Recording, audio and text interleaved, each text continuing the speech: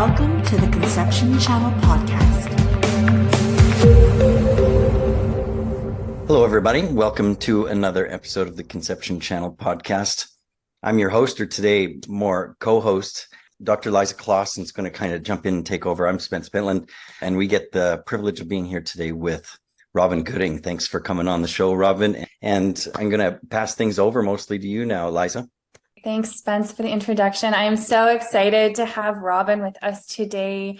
She is come into my life in many different ways over the past couple years, and she has a beautiful story that has informed a lot of the good work that she's doing in the fertile space with us.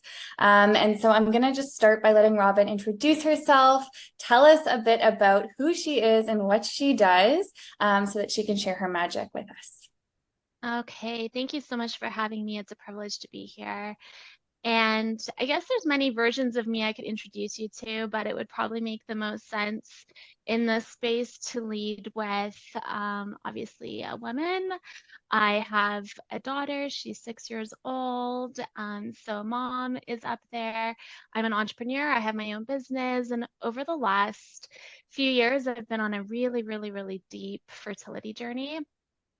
That has had many layers to it.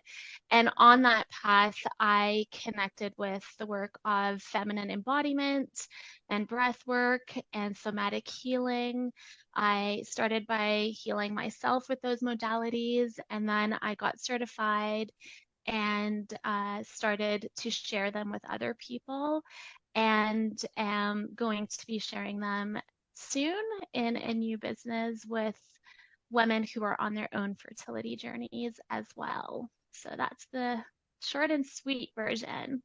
Yeah, beautiful. Because Robyn's business, she's a very successful business coach who helps other female entrepreneurs to really like step into their power and make their impact on the world. And she has this really beautiful, very soulful way of leading in that business space that now has kind of moved into this somatic embodiment space. And so tell us a bit more about that, because I think that's something that I think Spence would agree a lot of our fertility patients are craving without even knowing really what it is. So if you could just share a bit about that with us.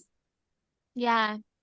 I would say, I always have been valued and prided my mental intelligence and lived in my mind for so long. And it really served me, throughout school, throughout all my degrees, throughout all of that, to be in the mind.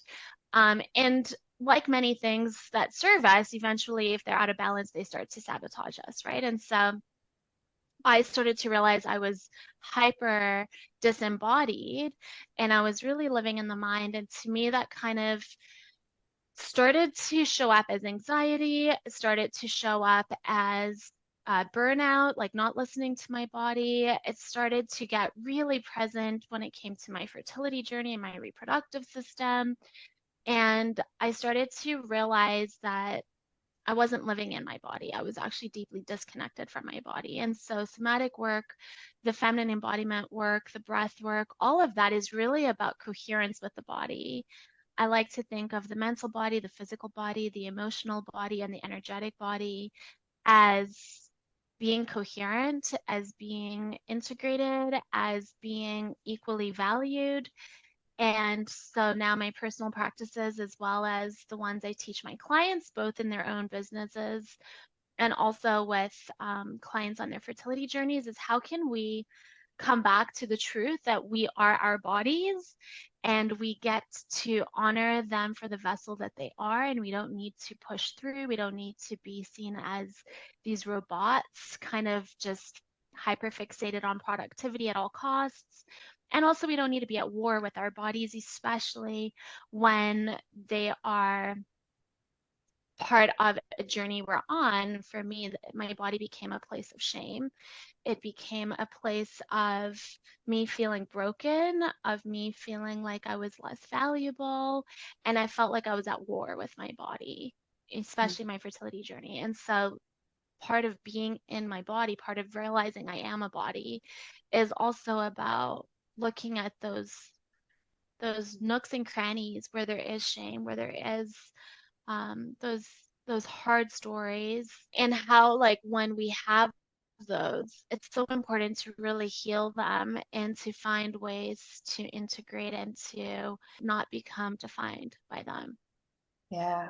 I think that's such a relatable story. I thank you for sharing that, because so many of us, whether we're on a fertility journey or not, through our kind of feminine journey, become at our bodies at some point, right? Where it's us versus them.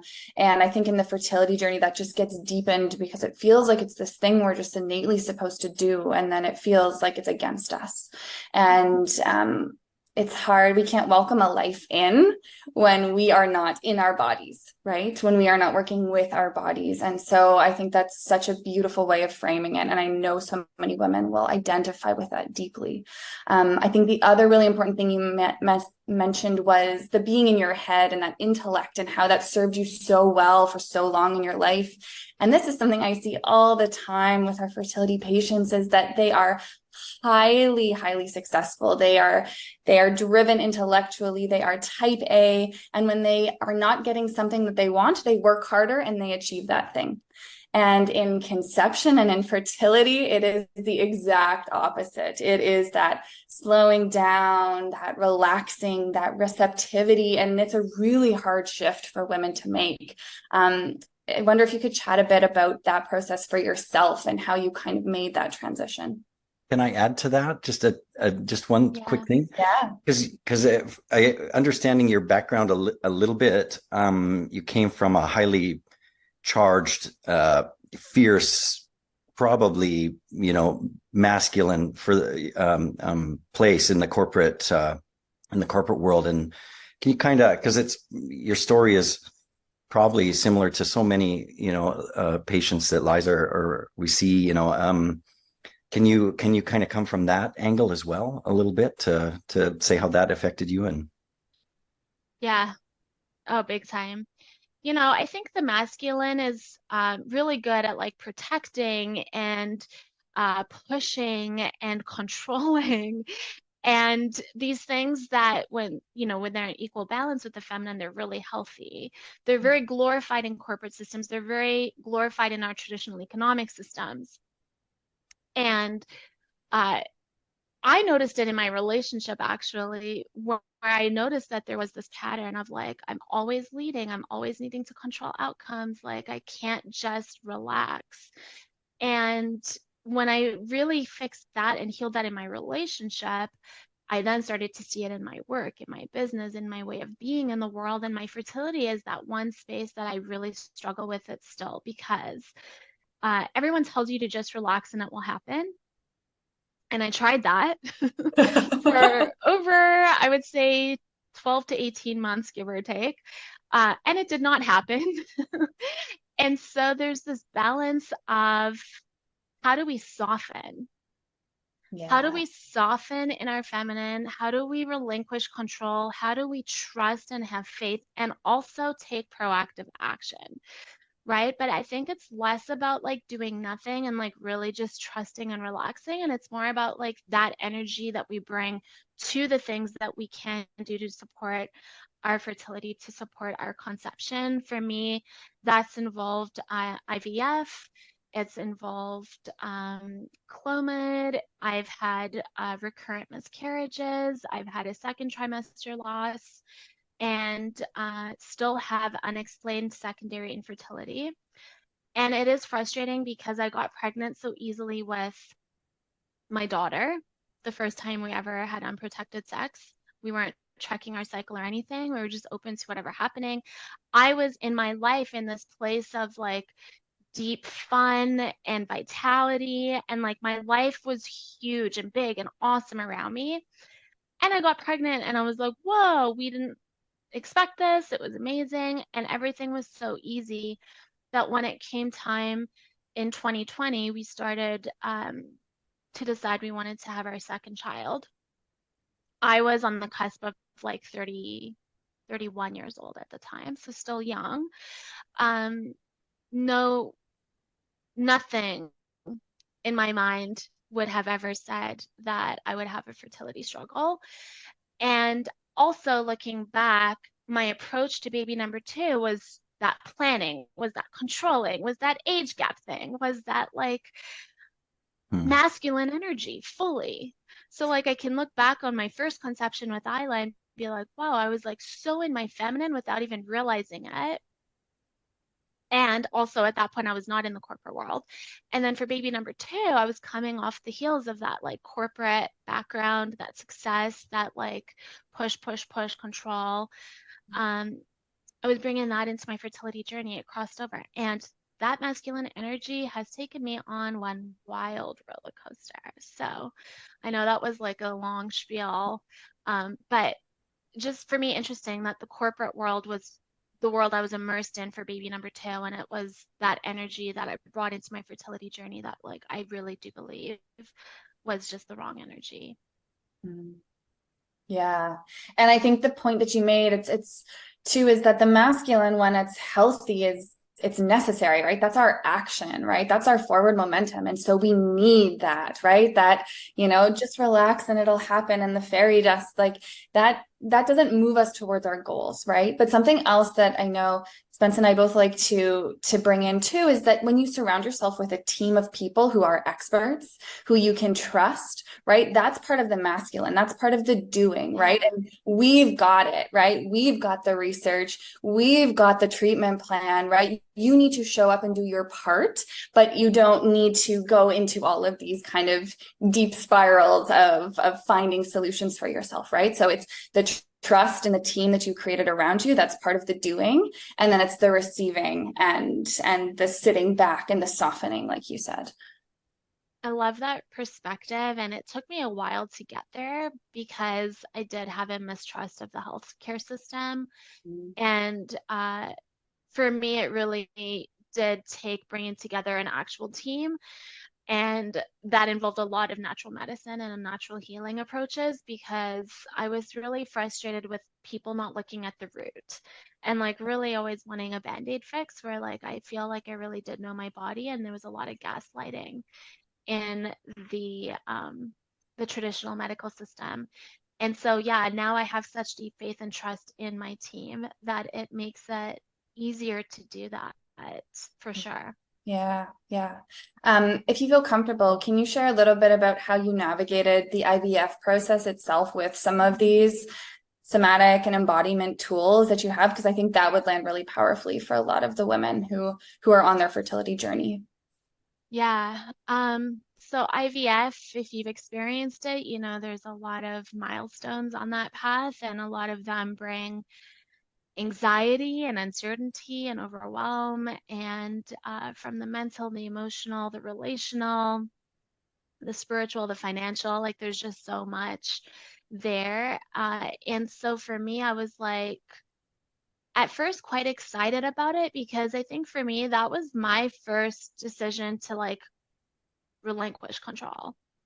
I was like, you know what? Like now I really don't know what the heck I'm doing. Like I don't have to pee in a cup every month. I don't have to OPK this. I don't have to like do days 19 to 21 hormone left. Like I'm good. Like I just get to like sit back, give myself some injections and let the doctors tell me what the dose is and what the protocol is. And then thank God for my natural medicine team because they were like, no, because we still have to like support all these things. But for me, that was a big mindset shift. So I was excited that we were actually going to see some things versus like living in these 2-week intervals, right? Of like leading up to ovulation and then waiting every month to like only be disappointed. I had 36 months of negative pregnancy tests, which is like very traumatic. To the point where I can't even take a pregnancy. I can't even see a pregnancy test actually anymore. Like it's just so traumatizing for me. So IVF felt like a reprieve, but then of course the reality of it, and I think, a lot of my friends who've been in this situation, myself included, we are ambitious, we are successful, we are researchers, and we go down the rabbit hole of like, what do all the stats mean, and what are the odds of this and that, and like all the things. So I had to really like hold back from that. We did an IVF cycle. We had We did the egg retrieval. We retrieved 9 eggs, 7 were mature, 3 fertilized, and we got 2 genetically tested embryos from that. And we transferred 1. Unfortunately, we had an unexplained second trimester miscarriage with that one. And so that whole journey for me was like another lesson in like, holy shit, we controlled all these things and we still didn't have control, and we still don't know where we lost control. And it's been the ultimate lesson in like, you don't have control. There will always be uncertainty. And now I feel like when it comes to this journey, I'm like softer than I ever have been, because we did everything right and the outcome was still not right. And so for me, that's really like been the ultimate permission slip of, okay, well, if I could do literally everything right, and the doctors could do everything right, and we could still lose our baby, like, why don't you just sit back? Yeah. You know? Yeah. Every time I hear this story, your story, it gives me chills, because it's that really potent reminder that there is always part of conception that isn't up to us. There's always part of it that isn't up to us. And so we have to do our part and feel settled knowing that we have done everything that is within our realm of control. And then we have to give that other piece away. And I think that giving away and finding that peace with that other part we don't have control over, where I think some of the tools that you've brought into the way that you coach and practice, I think are really beneficial, right? That how do we find peace in the unknown, in the lack of control? Yeah, totally. So yeah, so tell us a little bit about what kind of breath work and a somatic session looks like what yeah, when do we pull that in, when does that serve us, specifically on the fertility journey? Yeah. So for me, before IVF, even like I would say about 2.5 years ago, I started to realize that I had insane anxiety as I approached my period. And then once I got my period, I'd be like really, really, really sad for like days. And I was like, this yo-yo is just so unhealthy. It's unsustainable. Like, it's not a vibe. I want to get off this roller coaster. And so I would start to integrate these somatic experiences that allowed me to shift the energy and allowed me to find that place within myself of, can I allow life to move through me? You know, and I think like that's really what it's come down to in all my somatic practices is like, am I closed off? Am I rigid? Am I white knuckling life to the point where I'm squeezing the real vitality out of it? And all my somatic practices from before IVF through IVF, postpartum, have really been about, can I soften and open to allow life to move through me? And can I trust that the way that life moves through me is always taking me where I need to go? Even when it's hard. Even if it's not where you think you're supposed to be going. Yeah. Yeah. It's like, can I really fully, fully, fully trust that? And every time I would be honest with myself and say, no, I don't trust that, I would do a breathwork session. And I would sit in that experience of like, I can't trust that. I can't let go. I'm not ready to let go. Rather than like pretending something or wanting it to be true, I had to really sit with the truth. And every time I did that, I would feel like there was a piece in me that softened and softened and opened and relinquished control. And so the breath work that I do, it depends on whether I want to upregulate or downregulate. But really, it's that slow, deep breathing that allows me to tap into my subconscious mind and to let my mind take a back seat, really, to be in my body. And I would drop intentions into my body. So anything from an intention of like, I want to trust that whether my period arrives or not, it's meant for me. Like, I want to thank my body. I want to thank my body for menstruating. I want to thank my body for health. I want to thank my body for healing. I want to thank my body for trusting it's not ready right now. Whatever it felt true in that moment, I wanted to give my body permission to be pregnant. I wanted to give my body permission to create life. Um, those were the different intentions I would drop in. And then my somatic sessions, anything from, I have different modalities that they're movement based, so they're hard to explain. But I would alternate between the movement practices, meditative yoga, breath work, visualization, like literally visualizing my baby. And this is something I actually realized this week, is that every time I did a visualization in IVF, I visualized pregnancy because achieving pregnancy had been hard for me. Mm-hmm. And so I would visualize pregnancy. I didn't visualize the baby on the other end of pregnancy. I didn't visualize the baby in my arms. Like, that felt like so far away from me, because it's been over 3 years now. So for me, it was always like, just get pregnant. And then like, I had trust the rest would work out. And so now my embodiment practices are like, okay, like, we can get pregnant, but can we stay pregnant? Can we now visualize a healthy pregnancy? Can we visualize a baby on the other end of that? Can we visualize a healthy mom on the other end of that? And I think our body is just so wise, and it's just the best tool for allowing the mind to just dial down a bit, and to really feel that safety in the body. Yeah.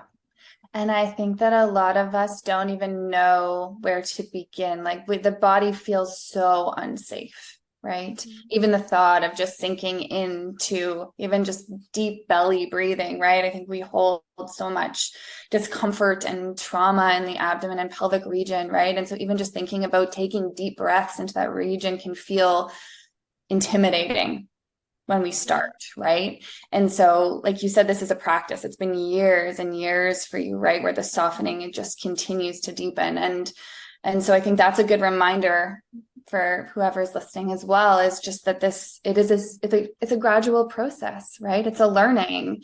And I love what you said before around how those 36 months of negative pregnancy tests were traumas for you. And they are, right? And so I see this over and over again, where those 2 weeks, they happen so fast, and they repeat and repeat and repeat. And every time that period comes and that negative pregnancy test comes, there is that micro trauma that builds over time. And so having tools like this to use, right, as we approach that time where the period comes or not, I think can really ease some of that mental emotional load that builds up over time. And so I love that as a place to kind of integrate some of these practices. And then I think, again, when we're in that kind of IVF, that trusting that somebody else has got it, right? And that we're doing our part, we're going through the motions, right? We're sinking into our body, because that can feel so disconnected. It can become so medicalized, that way of conception, right? But your body still has to have that intimacy with itself to allow for that implantation and that pregnancy to happen, right? And so having tools to sink into our body when it feels like we're such kind of in this disconnected, medicalized system, I think is really, really powerful. So I think there's going to be a lot of interest in this kind of work for our fertility patients. I love that you spoke to the medical conception of IVF, and it's interesting because I've spoken with a lot of friends who've done IVF, and they're almost horrified by the egg retrieval and the embryo transfer. I would say mostly the embryo transfer specifically, like being that 15 minutes, being that like, I just want to get out the chair, I need to pee. Like, that's the moment you potentially are carrying life, and it feels so laboratory-ish. And I never had that experience personally. Like for me, I think that I was so deeply connected with my body that it was like almost like I was in my own space. And that's one of the tools, the gifts of the tools, I should say, is that like you get to go within yourself, where like there is sacredness in the experience of some of the more invasive medical procedures, because ultimately there is absolutely an energetic component to all of it. Mm-hmm. And you get to hold that energy no matter what's happening around you. Yeah, that's a really potent reminder. And I think, yeah, finding that like autonomy too through the process, where you don't just feel like things are happening to your body, but like you are an active part of it. I think that provides a lot of that kind of peace as well, right? The other thing that's kind of coming up for me through this is we're talking a lot about intimacy with self, but do some of these practices help cultivate intimacy with your partner too, especially when we're talking about IVF, where you know that kind of physical intimacy isn't required for conception. However, that physical intimacy is still required for that partnership and that energetic space of conception, right? Yeah. I would say one of the things I've learned from my body's wisdom, really, like one of the messages that kept coming through over and over through all my breathwork sessions over the last few months, was like the woman behind the baby matters. Mm-hmm. And I think after you've been in a fertility journey long enough, like you become consumed with the baby and the process and the dates and the ovulation and all the things. And in my breathwork sessions, the woman behind the baby matters was so loud, because it was like, there's all these other parts of who you are and your identity and your relationships that have taken a backseat in a really, really big way. And one of them was like how I was showing up as a wife, because all of our conversations were like baby stuff and like him holding me and my sadness, and like me not always understanding that it's also a journey for him, right? And so we were able to like find that intimacy through it, in a really, really, really deep and loving way that I'm so thankful for, because I think it could have gone easily a different direction of feeling resentment and disconnect and frustration and yeah, like just being at odds. I think too, like I think the women too, like the medical system always assumes it's the woman's fault. A lot of the appointments are female oriented. uh I was the one going to all the medical appointments. I was the one making all the medical appointments. I was the one talking with all the doctor. I was the one going to acupuncture. I was the one going to my naturopathic doctor. I was the one doing massage. Like I was just like go to do all the things. um and I think that can create a lot of resentment when you, like, one partner is just like so actively in the practicalities of it, and one just literally has to show up on one day to perform.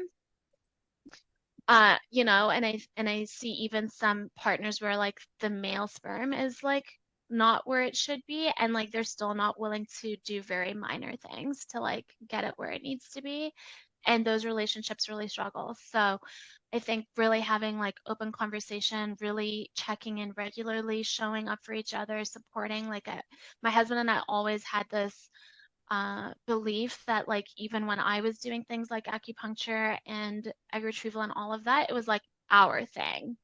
It wasn't just like me going to the doctor's appointment. It was like our, as a couple, this is like our team thing. And so yeah, he couldn't show up all the time, even physically, because he's a pilot and he was gone a lot, but like emotionally, mentally, he was absolutely involved. Yeah. Yeah. I think it is hard, right? Because even when it is that male factor in fertility, the onus still falls on the woman, right? She's still going through an egg retrieval if that's required. She's still getting an IUI. She's the one doing the procedures, right? And I know Spence's kind of mission in fertility is to pull men into the fertile space, right? Spence, that's really your kind of Well, it's mission. It's hard for men, especially if one of their first interactions with the fertility or reproductive healthcare is a physician that looks at an okay fertility or a sperm analysis and says it's fine, or air quotes, I'm air quoting, okay, or it's fine. And, most men don't want to go to a doctor for anything, let alone talking about their penis or their sperm and then the system, rightfully so in some ways. And I'm not trying to belittle that it, how little is on the male, but I mean, the woman's going to carry the pregnancy, and that's a big deal. And so everything and every treatment is around there. And if a man ever asks, like 98% of reproductive endocrinologists, is there anything I can do? It's a no, usually. No, they don't, not even Clomid, not even like supplements, not even like nothing. Exercise maybe, or, but so I get that it's a trickle down frustration for women for sure. It's unfortunate just the way the system's built, but you had your natural care practitioners, which maybe had a different perspective, I hope. They did. And in the beginning, he was resistant to some of the things that were recommended. Like what? I'm just curious. Take so up a bunch of meal time, but yeah, he didn't like giving up alcohol completely. We got him down to 2 drinks a week. That should be okay. He didn't like taking a bunch of supplements that tasted kind of nasty.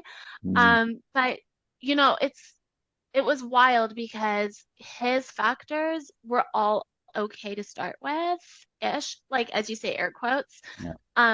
But through the protocol on the other side of it, it was like significantly improved, like crazily improved, to the point where they were like, he was 42, I think, at the time. They were like, this is what we would expect from a very young, viral person, just with 3 months of protocol. And it was very frustrating for me because I was like, there's nothing I can do that's gonna get me these kind of results in such a short amount of time. But yeah, he got on board. He took a lot of supplements. He cut out all fried food. He ate the ancient Mediterranean diet. He went to the gym every single day. He changed his water consumption to being filtered water. He focused a lot on minerals. Like he really showed up. That's awesome. That's good. And it doesn't even sound like much compared to what you did, right? So I would say men can seem to be able to move the needle quite a bit with not as much. Yeah. With far less effort. That's great. Mm-hmm. But we definitely I think, Spence, you'd agree that when couples show up together, right, whether that's with the intention of this is our journey, and when they both show up to appointments and are actively involved in their individual fertility, like that's when we not only see better results, but we just see the process is so much easier, right? Because you're not alone in it, right? There is this idea of co-conception. And so, it's really cool that you guys were able to come together through this process, because you're right, that's not true for everyone. And prioritizing that, I think, has a lot more benefit than we realize. And even like for me, sorry, go ahead. No, fine. This is your interview, please. I just wanted to say, like, I think if any partners are listening to this, even something as small as an acknowledgement of like, I see you, like, I see how much you're doing. I see your sacrifices. I see your love and your devotion to this for our family. Like, thank you. Even something like that just went so far. Yeah. And I was going to touch on something almost identical, and just take a damn multivitamin, like let your wife know that you're like in. I get maybe you don't want to, but I doubt she wants to revolve her life around injections and 20 different supplements and, all this either, it's supposed to just happen. So that my consults often with men, I'm sure you too, Liza, is just, this doing anything, like, even if you don't want to, because you don't think it'll help, whatever, I don't care. Just your wife will appreciate the support, and that matters. That's a metaphor for marriage, period. So learn it now.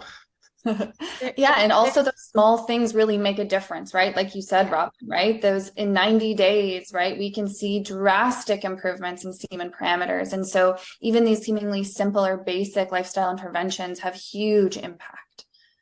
Yeah. Yeah, and I think one thing that I noticed, I was able to bring a lot of compassion to my husband when I became aware of the fact that some of the resistance in the beginning was less about taking a vitamin, and it was more about an identity around his manhood. Yeah. And this like experience that I am an open book. I talk to my girlfriends about things. I feel emotionally supported in my life. But men are probably less likely to have those kinds of conversations with their friends, and like their virility, their sexuality, their manhood is such a big part of like feeling like a man. And then to have that questioned or to have anything in their mind that says that they're somehow not enough it's a bit of a mind fuck, right? So having that compassion and like understand there's also more behind resistance, I think can be helpful. Yeah, ego. I mean, Hmm. I'll lay it out there right now for any younger men that are thinking that what's going on in their life is secret, that it probably isn't. Your wife needs support, and that she's talking to her friends and sisters or whoever, and that this isn't. I mean, shame is such a difficult thing, and I think we all can attest to that. But this isn't anyone's fault. I mean, there's so many things that are going on, and who knows exactly why or what or how. But you can take some action and step in. Yeah. Yeah.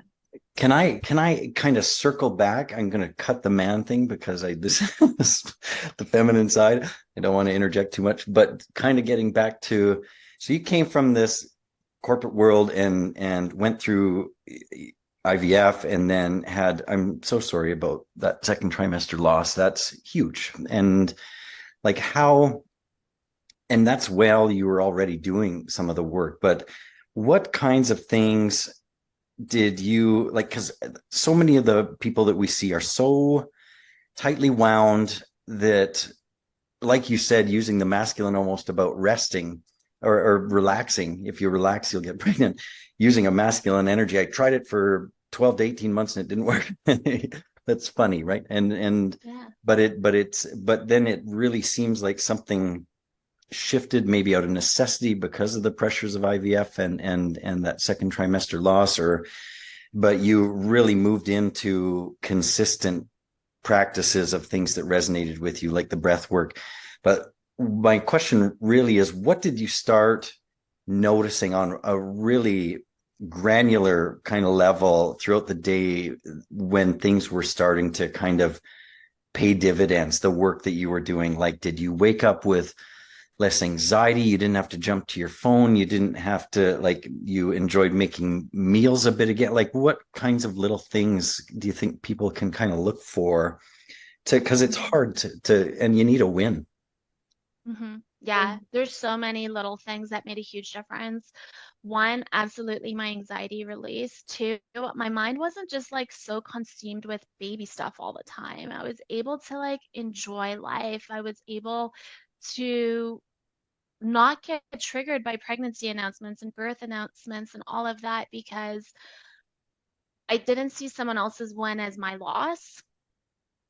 And I was able to just be so grounded and centered within myself and my own life unfolding in a way it needed to, that even if there was that like that micro kind of response of like, ugh, that like, oh, I don't want to see that. I was able to really like work with my body to soften that response and then get to a place of genuine celebration for this beautiful life coming into the world and this family that's growing and all these things that I really wanted. My body, I noticed that my body had this like real tense response for a while when I would even think about other people getting pregnant or having a baby. And I had this moment of like, what the heck? If my body is tightening up just at the thought of someone else having a baby, what the heck is it doing to like soften and open to itself having a baby? Right. And so just like less reactionary to some of those emotional triggers, I noticed that I started to nourish my body less from like needing to check all the boxes and more from genuine pleasure and um, enjoyment of like loving me and my body. I noticed I was sleeping better. I didn't have that like tight jaw in the morning, the clenching all night. My labs improved. I was moving my body in ways that weren't punitive, but like I was able to really feel good Mm. about moving my body. And Mm. even in this postpartum period where I went through immense grief, I was able to use my body to work through that because I had these tools to support me with it, right? Because I think talk therapy can be re-traumatizing sometimes, and I think it only can get us so far. But when our body is truly on our side and we are one with our body and we're in it together, there's a different level of confidence that you feel that like I will always be okay. I can always figure it out. My body can lead us where we need to go. I can trust my body. I can listen to my body.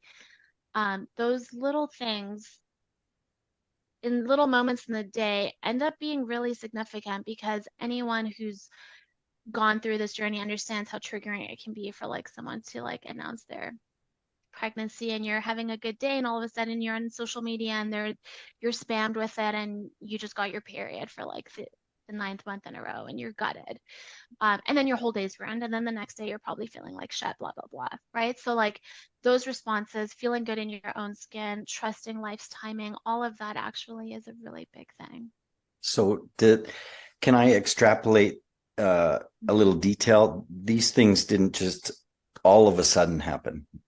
Mm-mm. These layers of noticing were a little bit each cycle that wasn't successful. Like it takes time and practice of these things for it to really get to where you are. Is that correct if I say that?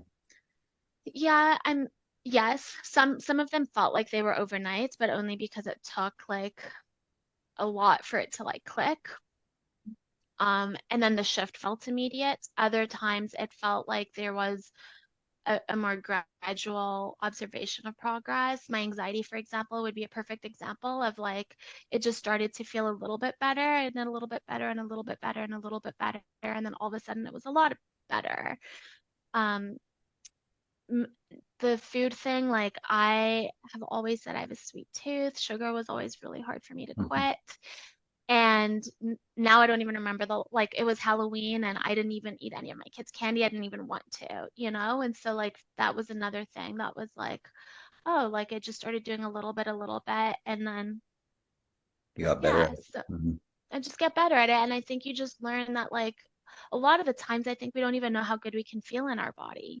Mm. You 100%. never have. Yeah. Yeah. Yeah.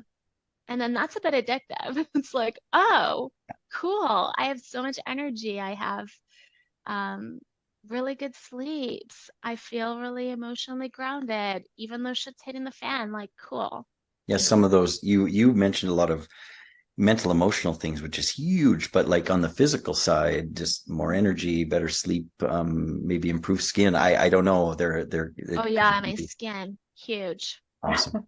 All those antioxidants, stuff like that. Relaxation, probably mostly this, boiling down to the autonomic nervous system kind of recalibrating and kind of figuring itself out again. So cycle between the stress and the optimal parasympathetic for breeding and reproduction.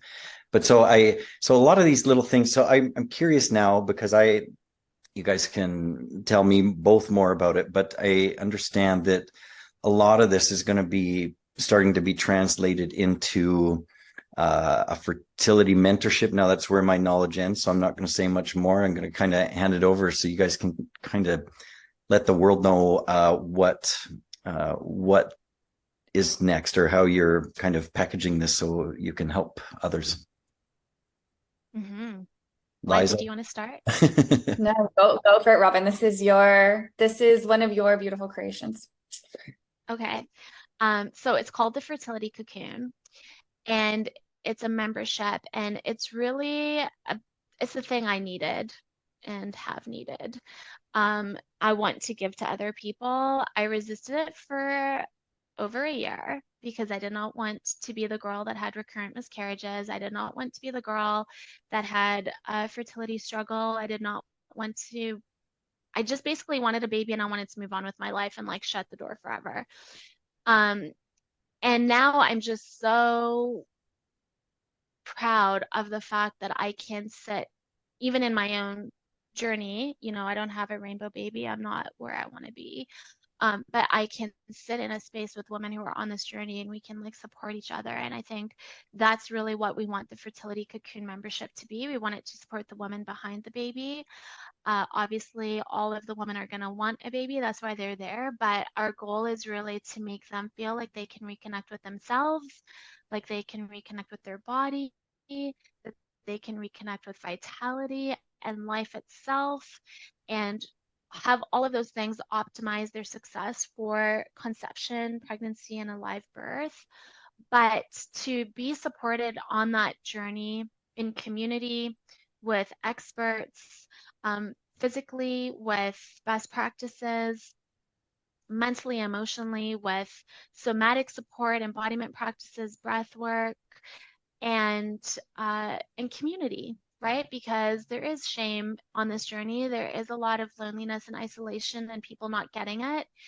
And so when we come together, we just kind of erode that a little bit. 100%. And you said this is what you needed. This is what every woman on their fertility journey needs, is this safe community of people on the journey with them, guides to take them down the physical health, the mental health, the emotional and spiritual well-being, and for all of that to be collective in one place in that cocoon. I love the name, the fertility cocoon. I think is just it's what we're missing as an offering for women on their fertility journey. And I think it's just the most beautiful concept. So, and a perfect combination of your business experience with your lived experience. And I think that's what makes it so potent too, is because it is really this reflection of you and your personal journey. Awesome. Yeah. I think what's something like this, just a quick interpretation, you guys can confirm or deny what something like this can do for someone is take what took you 3 years or whatever to kind of get to and help, you know, identify not just the community, but help identify, you know, some shortcuts and some conclusions. So, because when people go it alone, I mean, they can find any answer they want on Dr. Google or however, but this is a soft place to land, a community that understands. And like you said, there's no shame involved, and maybe some shortcuts to being able to wake up in the morning with less anxiety, to feel like you have energy to go to work, or, you know, all the benefits that you explained. Is that accurate? Yeah, absolutely. And over the years, I've just met so many different professionals too. And the caliber of professional that you have on your team makes such a big difference. And so part of that shortcutting is also bringing world-class experts who really truly are masters of their craft and helping that just be easier, right? Because like I remember it was Mental Health Awareness Week one year and I saw this cartoon and this person was drowning and the cartoon was like people were throwing out a lifeline, like a little thing for him to grab. And he was like, I don't even have the energy to hold on to that. I need someone to jump in the water and take me out the damn thing. And I think that I've had those moments in my fertility journey where it's like, I just don't even know what I don't know. I don't even know who to trust. I don't even know where to go now. And I'm so lucky that I've really met the best people. And to just bring them in one place and one hub to someone and to be like, here, this team is going to look at you as a holistic human, not to be fixed, but to be optimized. They're going to reconnect you with like your true essence, with your optimized health and vitality. We're going to help you reframe how you're looking at this. We're going to give you real hope that even if we can't control the outcome, you will be a happier, healthier, more whole version of who you are on the other side of this process that literally almost broke me. So can you tell, is it okay for you to kind of release some of the people that'll be involved in just a snippet of what they're offering is, and maybe as a segue into that, how it's going to be offered? Is it, some community meetups, or are there some videos people can watch at any time, or? Yeah. So every month there will be weekly coaching calls with a holistic nutritionist who's an expert in perinatal and postnatal health and wellness. And so that will include diet, recipes, lab suggestions, things like that. Every week I will host somatic sessions. So we've really divided the membership into the soma and the soul. And so she will do weekly sessions for the soma. I will do weekly sessions for the soul piece that will alternate between different embodiment modalities, breathwork sessions. And then every month we will also have calls with Liza. Yeah. And she will be able to share her wisdom with everybody, any of the more complex reproductive questions. We will also every month have guest workshops. So we have guests who are experts in traditional Chinese medicine. We have IVF specialists who can answer questions around that, urologists. We have grief experts who can help women releasing any grief they've experienced, whether that's miscarriage, whether that's a history of sexual trauma, whether that's just grief over where they're at in their journey. We'll have relationship therapists who can help couples come together and communicate and support one another on this goal and find intimacy outside of, even if it's just not penetrative sexual intimacy, because during IVF there's a lot of conditions around that. So we've got this like really cool community of support, and it will be a monthly membership. Our minimum requirement will be 5 months, because it takes time to optimize semen and egg health. And then if people do get pregnant in that period of time, we will also have a protocol to support them in their first trimester, which is delicate. And then after that, it'll be month to month if they want to stay on for the support, the community. So it sounds like you've put together a expert from every piece that the village should comprise when a woman is going through this challenge. Sounds great. Yeah. So is there, and then will they be able to kind of go back and look at videos or listen to podcasts or audios, or how does that, is that kind of some of it's on their own time, or? Yeah, so we have the core curriculum, which will be basically a 4-phase protocol that we've designed with experts. So everything from hormone balancing protocol, gut health protocol, egg and semen protocol. And so everyone will do this 4-phase protocol as kind of like a Foundation. A group. Yeah, foundation. We'll also have lab recommends, and then we will have people that we can send them to, depending, it'll be international, so wherever they are in the world. And we'll have a directory of clinics and people that we think they could trust for external support.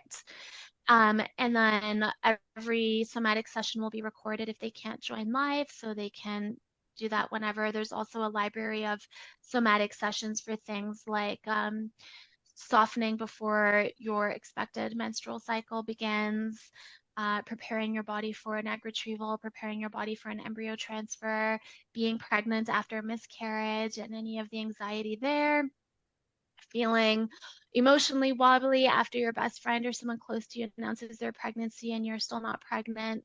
So we'll have a library of tools that can also be on demand for them outside of our weekly coaching and guest sessions.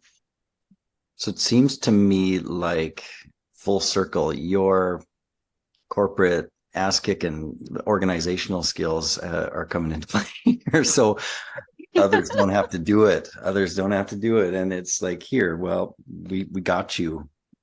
Mhm. That's so great. Totally. Yeah, my husband said, "How do you feel doing this?" Because I always like, I've been sitting on it and I was like, you know what, I'll probably pull the trigger on this when I finally have my baby. And I don't have the baby and I'm not pregnant right now. And so my husband said, "How do you feel about like being in the space and supporting other people?" And I've really come to this conclusion that I would rather, like, if I don't ever have another baby, I can be at peace if I use this to bring in lots of beautiful, healthy babies into the world. And like, I think that's the difference between this business from any other business I've launched. Like, it feels like there's more of a legacy or a lineage in this work that Mm. has meaning and impact that is so much greater than me and my life and money or anything like that. Like, this is just a totally different kind of venture for me. Yeah. Wow. I always say it's the biggest privilege to be welcomed into somebody's conception journey. Like, it is such a privilege to walk with women on that journey. And I am so excited for this thing to come into its full form and for women to come into the cocoon. I'm very Mm. grateful to be part of it. I think it's, yeah, such an amazing offering. And you have put your heart and soul into it, Robyn. And we can see that already, hey, Spence, without even Yeah. seeing the content.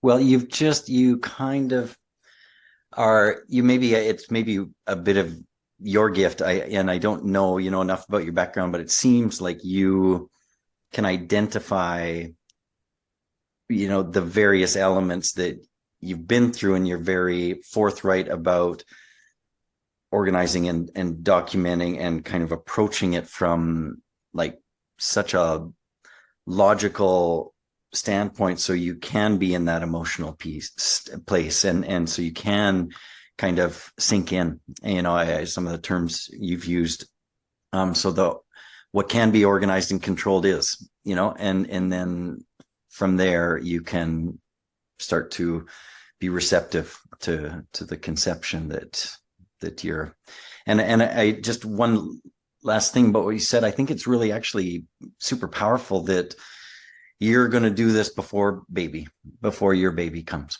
because that will resonate differently with a lot of different people.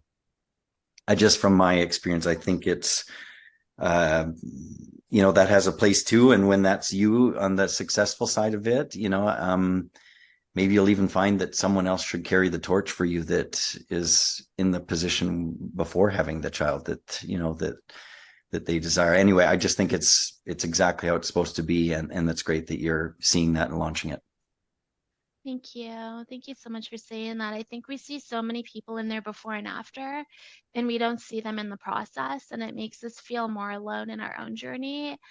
And yeah, it's easier to be like, oh, well, now you've got your baby, and now you forget what it's like to like be in the throes of it. But I haven't forgotten. I'm still very much in the trenches, and you're right, there's power to that. Big time.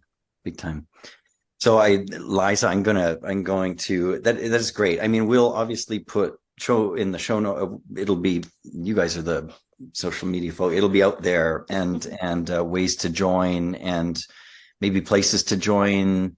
Jump on Liza or Yin Still or Robyn social somehow, so you'll be notified. But this is like ideally kind of going to come fruition approximately when? So we have our betas going through right now. So if you want to be part of our betas, you can reach out to Liza or myself, and we can hook you up as that. But publicly, we will be officially live January, the first week of January. Awesome product launch. That's great. I love that. That's great. And I'm sure you are doing this all right, and in ways that are easy to use and simple, because we don't want technology to be a barrier, right? Not that it is for many anymore, but some maybe. So I'm sure it'll be done beautifully, especially with your background, and I know Liza's good at this stuff too. But is there anything else you want to to touch on, Liza or Robyn? Is there any low fruit hanging or high fruit that you want to swat at? No, I think that's complete for me.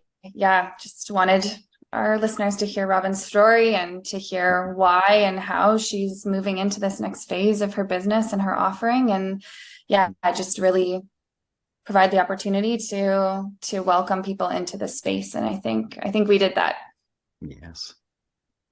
Thank you both so much for having me and for being light workers in this space. I thank my medical team every week. They're angels, and I'll extend that thanks to you both for being angels and dedicating your life's work to patients like me. We really, really appreciate it.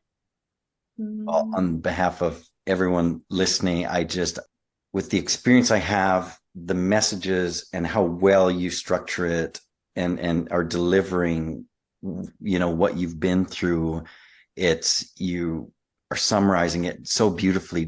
I wish I could do the same for every woman that walked through the doors.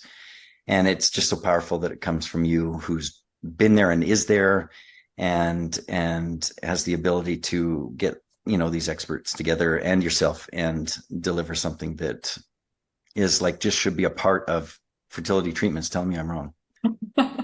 Yeah, let's make it standard of care. Hey, there Robyn? You go. Yes. Before you go through IVF. Yes, exactly.